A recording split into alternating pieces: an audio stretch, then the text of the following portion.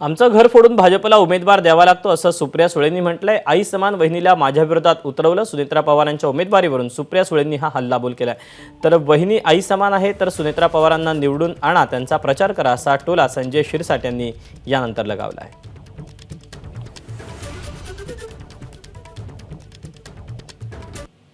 भारतीय जनता पक्षचे नेते बारामतीत येऊन म्हणतात की आम्हाला ह्या इलेक्शनमध्ये शरद पवारांना हरवायचे, म्हणजे त्यांना विकास नाही करायचा आहे आणि मग ना त्यांच्याकडे एखादा कॅन्डिडेट आहे। आमचं घर फोडून आमच्या घरातली एक महिला त्यांना लागते, ह्याचाच विचार करा ना। आमची माऊली मोठी वहिनी म्हणजे आईच्या समान असते। माझ्यावर जे संस्कार झालेले आहेत त्याच्यात आपल्या मोठ्या भावाची बायको म्हणजे ही आपल्या आई समान असते। त्याच्यामुळे आमच्या आईला त्यांनी इलेक्शनमध्ये भारतीय जनता पक्षांना उतरावं लागतंय।